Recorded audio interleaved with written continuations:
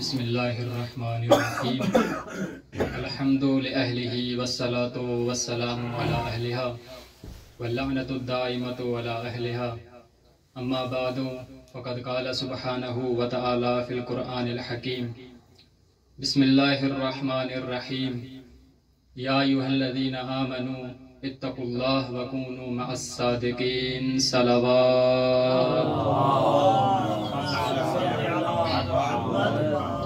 خداوند قدوس کی بارگاہ میں دعا ہے کہ ہمارے والدین، ہمارے اساتذہ کے، ہمارے مرحومین کے، ہم سب کے گناہ کبیرہ و صغیرہ معاف فرمائے، ہمارے مرحومین کی قبور پر اپنی رحمتوں اور نعمتوں کا سایہ فرمائے۔ جو بھی مومنین پریشان ہیں، بالخصوص حاضرین کے گھروں میں اگر کوئی پریشانیاں ہیں تو خداوند قدوس ان کی پریشانیوں کو رفع و دفع فرمائے۔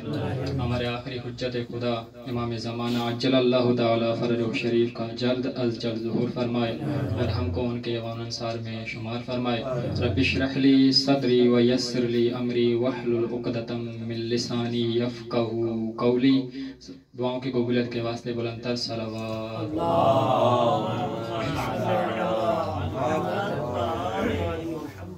عزیزان محترم، آپ کے سامنے سورہ توبہ کی آیت نمبر 119 کی تلاوت کی ہے، جس میں خداوند قدوس فرما رہے ہیں کہ اللہ سے ڈرو، اے ایمان والو، اللہ سے ڈرو، تقوی اختیار کرو اور سچوں کے ساتھ ہو جاؤ۔ تو چاہتا ہوں کہ میں بھی آج ایک ایسے آزاد مرد کا، ایک ایسے سچے انسان کا ذکر کروں کہ جس کی صداقت پر امام حسین علیہ السلام نے، اور نہ فقط ان کی صداقت پر بلکہ ان کی والدہ کی صداقت پر بھی صداقت کی مہر لگا دی تھی۔ ما اخطأت امک اذ سمتک الحر انت الحر فی الدنیا والآخرہ۔ چاہتا ہوں کہ اور جناب حر نے بھی نہ فقط امام کی تصدیق کی تھی بلکہ ان کی والدہ ماجدہ کی تصدیق کی تھی۔ وَلَكِنَّ وَاللَّهُ مَا لِي مِن ذِكْرِ أُمِّكَ مِن سَبِيلٍ إِلَّا بِأَحْسَنِ مَا نَقْدِرُ عَلَيْهِ۔ چاہتا ہوں کہ ایسے سچے انسان کا ذکر کروں اور جو ناصر حسین ابن علی تھے، جو نہ فقط ناصر امام تھے بلکہ ناصر علی بن ابی طالب تھے، ناصر امام حسن تھے، ناصر سیدہ تھے، ناصر رسول تھے، ناصر خدا تھے، بلکہ یوں کہوں تو مبالغہ نہ ہوگا کہ محافظ شریعت مرسلین بھی تھے۔ اور صلوات پر محمد والے محمد کی عظمت پر۔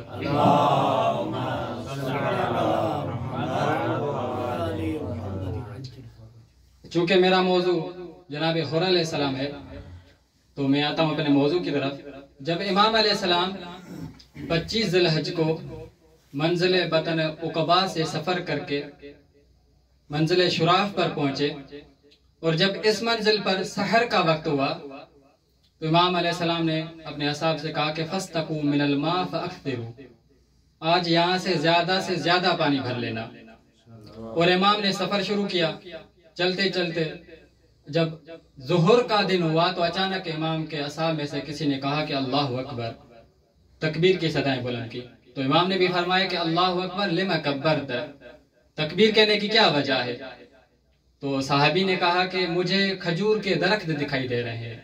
وقال له الاسدیان ان هذا المکان ما رأیناه به النخل قط، ہم نے تو اس جگہ پر کبھی درختوں، کھجور کے درخت تو نہیں دیکھے۔ تو امام نے ان سے پوچھا کہ آپ کیا دیکھ رہے ہیں؟ تو انہوں نے کہا کہ ہمیں یوں محسوس ہو رہا ہے کہ جیسے کوئی گھوڑوں کے سر اور کان دکھائی دے رہے ہیں، گویا کہ کوئی لشکر ہے جو ہماری طرف آ رہا ہے۔ امام نے فرمایا کہ مجھے بھی ایسے ہی دکھ رہا ہے۔ اما لنا ملجأ نلجأ الیہ فنجعلہ فی ظہورنا، کیا کوئی ایسی پناہ گاہ، کیا کوئی ایسی جگہ نہیں جس کو پشت پناہی قرار دے دیا جائے تاکہ جو لشکر آ رہا ہے وہ سامنے سے آئے؟ اصحاب نے کہا کہ جی ہاں، آپ کے بائیں جانب منزل ذو حسم میں وہاں چلتے ہیں۔ وہ منزل ایسی ہی تھی جیسا کہ امام چاہتے تھے۔ اب اصحاب کہتے ہیں کہ فما کان باسرع من ان طلعت علینا حوادی الخیل، اب جب ہم بائیں جانب مڑے تو اور بھی اچھی طرح سے واضح ہو گیا تھا کہ واقعاً وہ گھوڑوں کے سر اور کان دکھائی دے رہے تھے، وہ کوئی کھجور کے درخت نہ تھے۔ ایسا لشکر تھا کہ جو شہد کی مکھیوں کی طرح ایک دوسرے پر سبقت لے رہا تھا۔ اب ہم یعنی قافلہ امام اس منزل پر پہلے پہنچ چکا تھا۔ بعد میں وہ 1000 جو لشکر تھا گھوڑے سوار، وہ پہنچا جس کا سالار حر بن یزید الریاحی تھا۔ حر اپنے گھوڑے کے ساتھ امام کے سامنے آ کر کھڑا ہو گیا۔ امام نے کہا کہ فَاسْقُوا الْقَوْمَ وَأَرْوُوهُمْ مِنَ الْمَاءِ وَرَشِّفُوا الْخَيْلَ تَرْشِيفًا، قوم کو پانی پلاؤ اور جو اونٹوں پر لدی ہوئی مشکیں ہیں وہ ان کے حوالے کر دو، حتیٰ کہ ان کے جانوروں کو بھی پانی پلانا۔ یہ کریمی دیکھیں امام کی، امام دشمنوں کی خاطر سحر سے اپنے اصحاب کو تکلیف دے رہے پانی کی۔ اور اس زمانے میں چیزوں کی نگہداشت کرنا، چیزوں کو سنبھالنا کوئی آسان کام نہ تھا۔ یہ چاہیے کہ اگر تپتا ہوا صحرا ہو اور اس قدر پانی کی حفاظت کرنا کہ ظہر کا وقت ہو جائے، یہ کوئی آسان کام نہ تھا۔ اب جب قوم نے پانی پی لیا، علی بن طوعان جو حر کے لشکر میں تھا وہ کہتا ہے کہ میں ایسا شخص تھا جو سب سے آخر جا کر حر سے ملک ہوا تھا۔ اب جب امام نے دیکھا فَلَمَّا رَأَ الْحُسَيْنُ مَا بِي وَبِفَرَسِي مِنَ الْعَطَشِ، جب حسین ابن علی نے دیکھا کہ میری حالت اور میرے گھوڑے کی حالت پیاس سے نڈھال ہو گئی ہے تو کہا کہ انخر راویہ۔ اب علی بن طوعان امام کی مراد سمجھ نہ سکا، چونکہ راویہ اہل حجاز اونٹ کو کہتے تھے اور اہل کوفہ مشک کو کہتے تھے۔ علی بن طوعان کہتا کہ مجھے امام کی مراد سمجھ میں نہیں آئی کہ امام کیا کہہ رہے ہیں۔ پھر امام نے کہا کہ یبن الاخ انخل جمل، اللہ اکبر، امام کا لہجہ دیکھے دشمنوں کے ساتھ۔ کہا کہ اے بھائی کے بیٹے، اونٹ کو نیچے بٹھا جس پر مشکیں لدی ہوئی ہیں اور پانی پی لے۔ علی بن طوعان کہتے ہیں کہ کلما جعلت شربت الماء سال الماء من السقا، اس کی پیاس سے اس قدر ضعیفی ہو گئی تھی کہ مشک کو سنبھال نہیں سکتا تھا۔ امام نے پھر فرمایا کہ مشک کو اچھی طرح سے سنبھال لے اور پانی آرام سے پیو، لیکن اس بیچارے کو سمجھ میں نہیں آ رہا تھا کہ کیا کرے۔ پھر فرمایا قام الحسین فخنسہ فشربت وسقیت فرسی، اب امام حسین ابن علی اٹھے ہیں، خود جا کر مشک کو پکڑا ہے، حتیٰ کہ میں نے بھی پانی پیا اور میرے گھوڑے نے بھی پانی پیا۔ امام اس منزل پر اتنا ٹھہرے ہیں کہ ظہر اور عصر کی نماز جماعت کے ساتھ اپنے اپنے وقت پر پڑھائی ہے۔ جب عصر کی نماز پڑھائی پھر اصحاب کی طرف منہ کر کے خطبہ دیا، ایھا الناس فإنکم ان تتقوا وتعرفوا الحق لأہلہ یکن رضا للہ عنکم، اے لوگوں جان لو اگر تم حق جانتے ہو اور حق کو ان کی اہل تک پہنچاتے ہو تو یہ خدا کی رضا کے لیے کافی ہے۔ نحن اہل بیت محمد اولا بالولایت ھذا الامر من الذین یدعون ما لیس لهم، ہم اہل بیت محمد تم پر ولایت اور حکومت کے زیادہ حقدار ہیں کہ جو جھوٹی دعوائیں کر رہے ہیں۔ پھر فرمایا تمہاری رائے، تمہارے نظریات اب وہ نہیں دکھائی دے رہے جو تم نے خطوط میں لکھے تھے۔ کان رأیکم الان غیر ما اتت بہ کتبکم، اس مقام پر حر تھوڑا پریشان ہوا۔ حر نے کہا کہ مولا مجھے نہیں معلوم کہ آپ کن خطوط اور کتابت کی بات کر رہے ہیں۔ تو امام نے فرمایا یا عقبہ بن سمعان اخرج خریجین اللذین فیہما کتبہم الی، وہ دو صندوقیں لاؤ کہ جن میں ان کے خطوط پڑے ہیں۔ فاخرج خریجین مملوئین صحفا فنثرت بین یدی، اس قدر خطوط تھے کہ جب وہ صندوقیں کھولی تو خطوط بکھرنے لگے زمین پر۔ حر نے کہا کہ مولا خدا کی قسم ہم ان میں سے نہیں ہیں کہ جنہوں نے آپ کے خطوط لکھے ہیں۔ پھر امام نے فرمایا کہ اپنے اصحاب سے فرمایا اٹھو اب سواری کرو، سفر کی تیاری کرو۔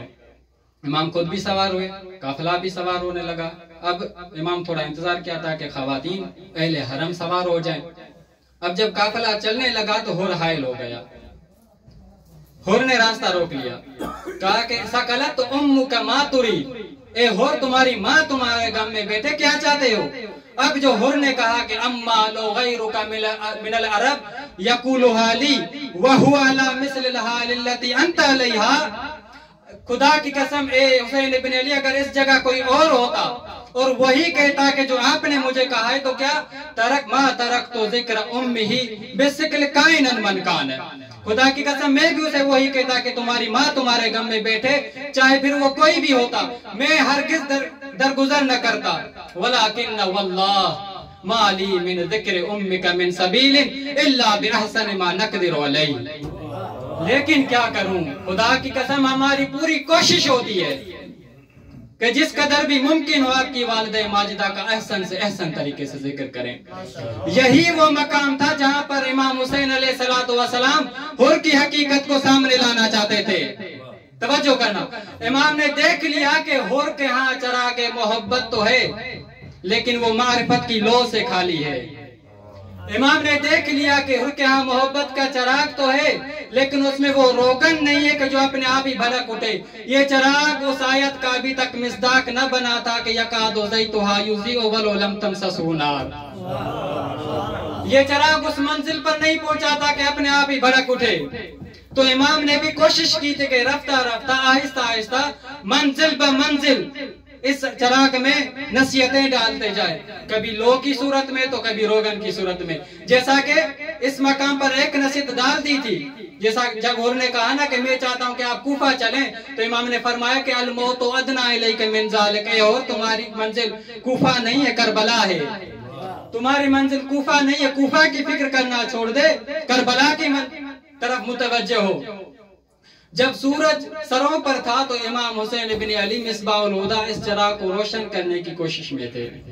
ایسا چراغ کہ جس پر فلک کے آفتاب اور ماہتاب بھی رشک کرتے دکھائی دے رہے تھے۔ کیا ہی خوب کہا ہے شاعر نے، اب توجہ چاہتا ہوں اسی طرح نہ سنیے گا جیسا سنتے آ رہے ہیں۔ شاعر نے کہا کہ بجھے ہوئے چراغ سے عجیب معجزہ ہوا، سحر ہوئی تو شام کی ہوا کا رخ ہوا ہوا، فلک پہ سرخیاں نہیں یہ فجر شرمسار ہے، طلوع ہو رہا ہے آفتاب ڈوبتا ہوا۔ یہ چراغ جب روشن ہو چکا، جب امام نے اس کو روشن کرنے کی کوشش کی تھی تو پھر کیا ہوا، اور واقعاً امام نے اس چراغ میں ایسی لو رکھ لی تھی، ایسی لو رکھ لی تھی کہ جس سے بنو امیہ کے تیر و تلوار خنجریں کد پڑ چکی تھی۔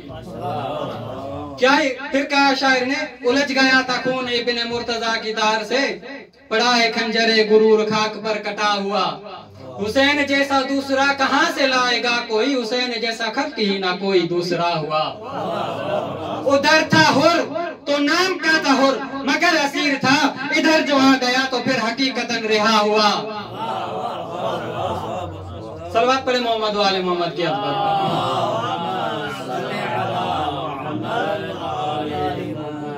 وسیم کے کلام میں نہ عیب ڈھونڈیے میاں کہ اس کا ہر کلام ہے حسین کا سنا ہوا۔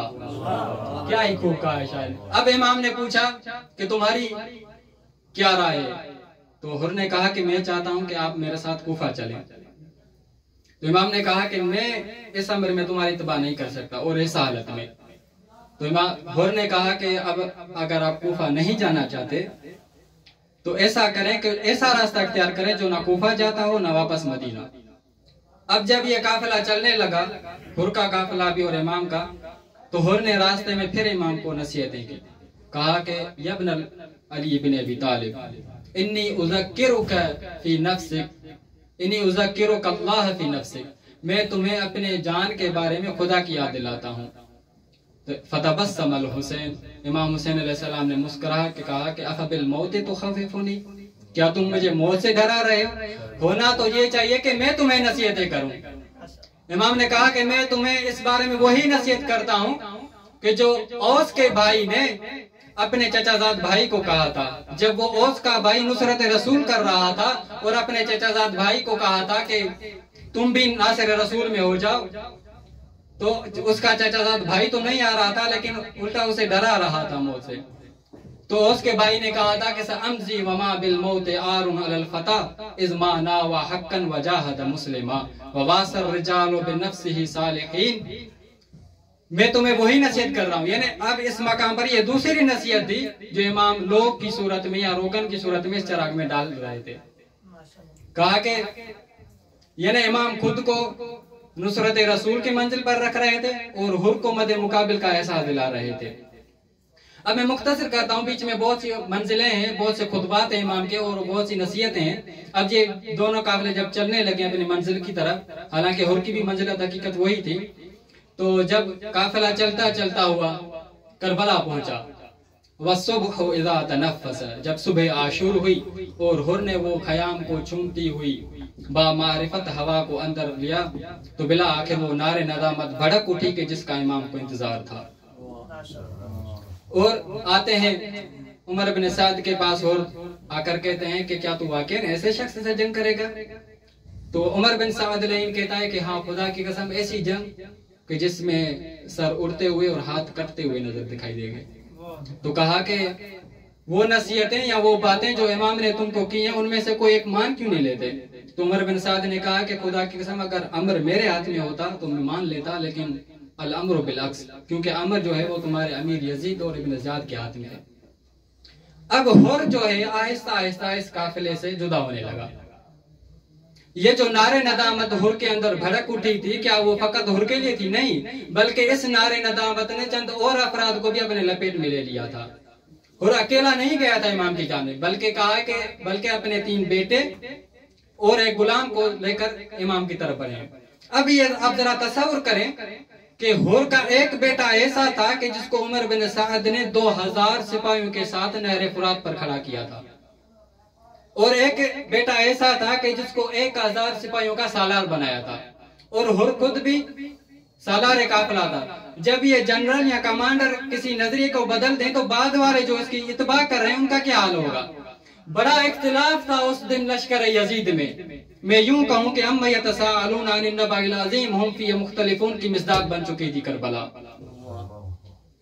अब हुर इमाम की तरफ बढ़े अपने 3 बेटों को लेकर और एक गुलाम को लेकर।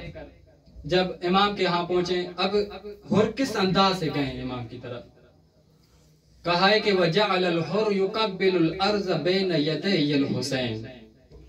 हुर इस अंदाज में गए हैं कि जो खयाम की तरफ रास्ता जा रहा था उस जमीन को चूमता हुआ गया है। इमाम ने कहा कि इरफ़ा रअस या शेख, अपने सर को उठा। यहाँ सारे जवान मर्द रहते हैं, यहाँ सारे ऐसे रहते हैं कि जो सर उठा के चलते हैं। अब तुम मेरी बारगाह में आएगा, ये शायान शान नहीं है कि तुम्हारा सर झुका हुआ हो। जबकि दूसरी रवायत कहती है कि और इस अंदाज में गए इमाम की तरफ कि यदहु अला रअसिही बल वा अल कुरान वाज़िअन अला रअसिही व हुवा यक़ूल अल्लाहुम्मा इन्नी अनबतु इलैक व इन्नी क़द अरअबतु क़ुलूब औलियाइक व औलाद बिन्त रसूलिक। खुदाया मैं तुम्हारी तरफ बढ़ रहा हूँ। हुर जान चुके थे कि इस आयत का मिस्दाक अब जो है वलो अन्नहुम इज़्ज़लमु अनफुसहुम जाऊका वस्तगफिरुल्लाह वस्तगफिर लहुमुर रसूल। अब इस मकाम पर जो इस आयत का मिस्दाक हकीकी अगरचे रसूलुल्लाह नहीं है तो उसकी जगह पर हुसैन इब्न अली है। इमाम की तरफ आए, इमाम की खिदमत में आकर कहते हैं कि मौला मैंने तौबा कर ली है, क्या मेरी तौबा कबूल हो सकती है? इमाम ने कहा कि हाँ तुम्हारी तौबा कबूल है अगर सिद्क़ के नियत से की है। तो मौला आप मुझे इजाजत दीजिए, मैं चाहता हूँ कि चाहकर जंग करूं। मौला ने कहा कि ए हुर अंत वाफिदुन इलैना व अंत ज़ईफुना द हत्ता युबारिज़ गैरुक। ए हुर तो अभी अभी आया है, हमारी तरफ मेहमान बनकर आया है। बस दुख इस बात का है कि जब दुश्मन बनकर आया था ना तो मैंने अपने साथियों को सहर से तुम्हारे लिए पानी की तकलीफ दी थी, लेकिन अब जब मेहमान बनकर आया है तो खयाम में ऐसी कोई चीज नहीं कि जो तुम्हारे पेश की जाए। कहा कि बस मौला मुझे इजाजत दीजिए, मैं चाहता हूँ कि जाकर जंग करूं। मौला ने कहा कि जाओ जाकर जंग करो। अब अल्लामा मोहम्मद तकी अल जलाली अल हुसैनी ने सीरतुल हुसैन में और उन्होंने बिहारुल मसाइबुल अबरार का हवाला दिया है।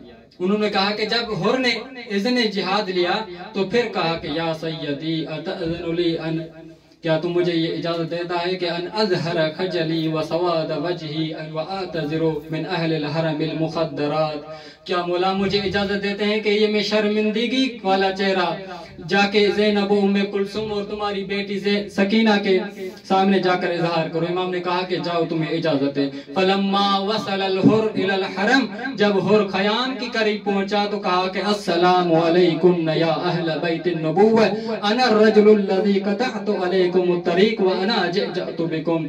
मैं वो मर्द गुनहगार तुम्हारी बारगाह में आ गया हूं कि जिन्होंने तुम्हारा रास्ता रोका था, जिन्होंने तुम्हें मजबूर किया था कि तुम इस तपते हुए सहरा में आज कैद हो। میں آیا ہوں توبہ کر کے، چاہتا ہوں کہ آپ کے امام کے ساتھ جنگ کرتا ہوا شہید ہو جاؤں، کیا میری توبہ قبول ہو سکتی ہے؟ فلما سمعنا کلام الحر علا بکاؤہن وعویلہن، جب حر کا کلام سنا تو اہل حرم کی رونے کی آوازیں بلند ہونے لگی۔ جب حر نے یہ حالت دیکھی تو نزل عن فرسی بلا اختیار، حر بغیر اختیار کے زمین پر گر پڑے، ولطم علی وجہہ ورأسہ وصدرہ، اپنے سینے کو پیٹنے لگا، وہ کہنے لگا یا لیتنی کرستو ولم اقل ما قلتو، یا لیتنی یدی ورجلی قد شلتا ولم افعل ما فعلتو، ایک کاش میں بہرا ہو جاتا، گنگا ہو جاتا، یہ اہل حرم کی رونے کی آوازیں نہ سنتا، ایک کاش میرے ہاتھ اور پاؤں شل ہو جاتے، وہ میں نہ کرتا کہ جو میں نے کیا ہے۔ اب جب حر کی یہ حالت دیکھی تو بعض نساء اہل حرم باہر نکلی ہیں اور حر کی یہ دعا کی ہے، کہا کہ جاؤ جا کر جنگ کرو۔ اب حر آیا ہے میدان میں اور آ کر کہتا ہے کہ اہل کوفہ سے مخاطب ہو کر کہتا ہے کہ کیا تم وہی نہیں تھے کہ جو انہوں نے اہل حرم کو اس مقام پر قید کیا ہوا ہے، جنہوں نے حسین ابن علی کو خط لکھا تھا کہ آؤ ہم تمہاری مدد کرنا چاہتے ہیں۔ ھذا الفرات یشرب منہ الکافر والمجوس، کیا یہ وہی فرات نہیں کہ جس سے کافر مشرک تو پانی پی رہے ہیں؟ یشرب منہ الکلاب والخنازیر، جس سے صحرا کے جانور تو پانی پی رہے ہیں لیکن حسین ابن علی پانی نہیں پی سکتے۔ یہ کہتے ہوئے جنگ میں کود پڑا اور جنگ کرتے کرتے ہوئے جب شہید ہو گیا تو امام حسین علیہ السلام حر کے سرحانے آتے ہیں، کہتا ہے کہ ما اخطأت امک اذ سمتک الحر انت الحر فی الدنیا والآخرہ الا لعنت اللہ علی قوم الظالمین فسیعلم الذین ظلموا ای منقلب ینقلبون۔